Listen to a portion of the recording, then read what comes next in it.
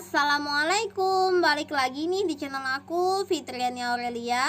Seperti biasa, di sini aku akan melanjutkan lagi cerita novel yang berjudul Istri Rahasia. Nah, episode 4 ya teman-teman. Seperti biasa di sini, bagi kalian yang baru berkunjung di channel Fitriani Aurelia, tekan dulu tombol subscribe-nya dan nyalain lagi lonceng notifikasinya agar kalian tidak ketinggalan seputaran cerita novel terbaru dari channel aku. Oke, langsung saja kita ke cerita novelnya. Asya tersadar, dia langsung menurunkan badannya dan melepaskan dokumen yang dipegangnya. Saya bilang, istirahat dulu, ucap Devan sambil menyimpan dokumen yang baru saja diambil dari Asya.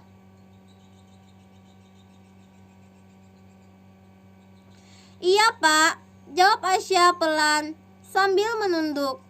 Seperti kehilangan akal, Devan tetap menatap Asya yang terlihat salah tingkah.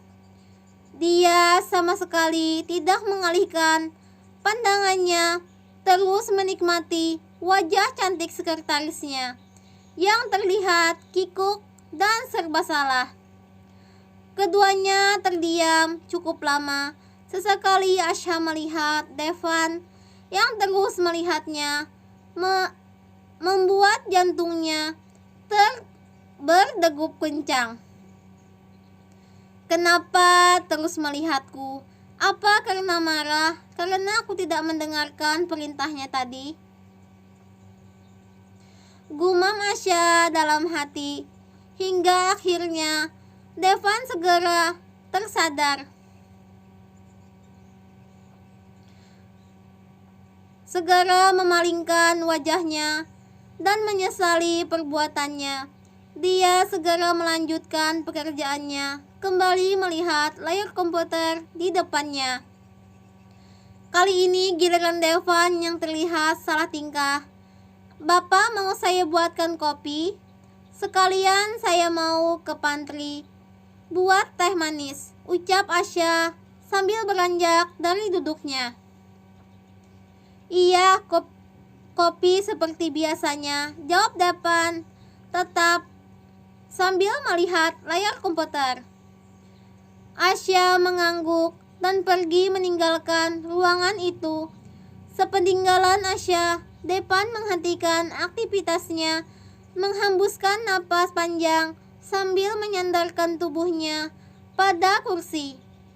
Devan memijat keningnya perlahan, sembari memejamkan matanya. Asya, Devan menggeleng-gelengkan kepalanya beberapa kali, berusaha menyingkirkan pikirannya yang kini dipenuhi oleh gadis itu. Karena tadi secara tidak sengaja, sesaat dia terlena dengan pesona sekretarisnya. Angel, Devan segera mengambil ponselnya, terlihat langsung menghubungi tunangannya. Cukup lama dia terlihat melakukan percakapan mesra dengan wanita di ujung telepon. Aku mencintaimu, ucap Devan sebelum menutup teleponnya. Devan melihat ponsel yang baru saja dimatikan, merenung sambil memastikan diri bahwa dirinya memang benar-benar mencintai Angel. Meyakinkan dirinya sendiri bahwa dia pria yang setia, yang tidak akan mudah tergoda oleh wanita lain. Termasuk Asya, sekretarisnya. Walaupun tidak bisa dipungkiri jantungnya berdegup kencang saat tadi mereka saling bertatapan sejenak. Asya datang dengan kedua tangannya memegang secangkir gelas. Untung saja pintu sudah berbuka lebar dari tadi. Devan langsung pura-pura kembali sibuk dengan pekerjaannya, melihat layar komputer di depannya. Ini kopinya pak, ucap Asya sembari meletakkan cangkir kopi di atas meja. Terima kasih, jawab Devan. Tak lama Nandu datang dengan membawakan beberapa kantung plastik berisi makanan. Mereka bertiga langsung menyantap makanan dengan lahap, mengisi daya agar kembali bertenaga, agar bisa secepatnya menyelesaikan pekerjaan. Pukul 22.30, akhirnya semua pekerjaan telah diselesaikan. Semua keperluan untuk rapat besok telah disusun dengan rapi. Akhirnya selesai juga, ucap Nandu sambil menggeliatkan tubuhnya dan melihat Asya dengan tenang. Devan melihat dengan senang. Devan melihat jam tangannya. Nandu, kamu antar Asya pulang, perintah Devan. Tidak usah, saya bisa pulang naik taksi. Kamu akan pulang diantar Nandu, jawab Devan sambil membereskan meja. Tapi Pak, mobil saya lagi di bengkel dan saya sudah ada yang menunggu di bawah, ucap Nandu ragu-ragu. Maaf, saya lanjutkan melihat Asya. Maaf Asya, lanjutnya melihat Asya dengan tatapan rasa bersalah.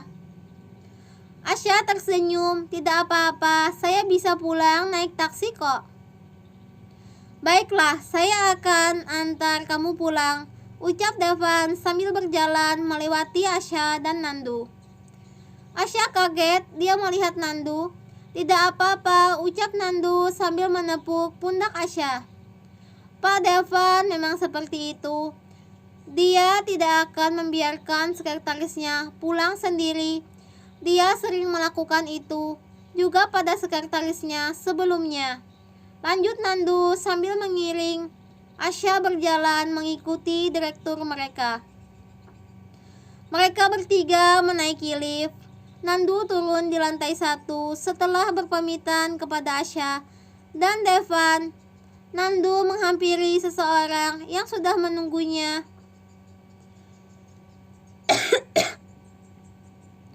di lobi kantor.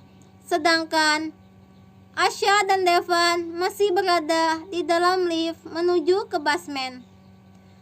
Asya terlihat kikuk, dia merasa tidak enak kalau harus pulang dengan diantarkan oleh Pak Devan. Mereka telah sampai di basement. Devan berjalan dengan diikuti oleh Asya di belakangnya. Maaf Pak, sebaiknya Pak pulang naik taksi saja.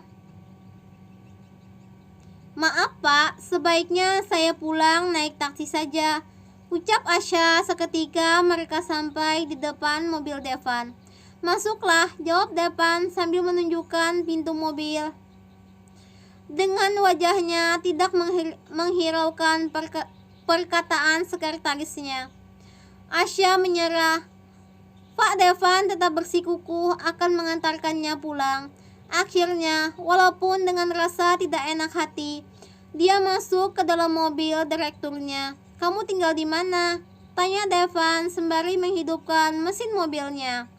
Asya segera menjawab, memberitahu alamat rumahnya. Devan Devan melanjutkan melajukan kendaraannya setelah tahu pasti alamat yang dituju. Selama dalam perjalanan, keduanya terlihat diam membisu. Devan fokus menyetir tanpa menghiraukan Asya yang duduk dengan terus melihat ke arah jendela. Tak butuh waktu lama, akhirnya mereka sampai di depan sebuah rokok yang tepatnya berada di pinggir jalan. Terima kasih Pak, ucap Asya sebelum turun dari mobil. Devan hanya mengangguk tanpa melihat Asya yang kini sudah berada di luar mobil. Sekali lagi Asya mengucapkan terima kasih di balik kaca mobilnya. Devan kembali mengangguk dan langsung melajukan kendaraannya. Asya berjalan perlahan, meniti anak tangga dengan sesekali menguap. Matanya sudah terasa sangat berat karena kantuk yang sudah tidak bisa ditahan lagi. Hingga akhirnya dia sampai di lantai paling atas Dirinya langsung terkaget melihat kakeknya telah berada di kursi depan kamarnya.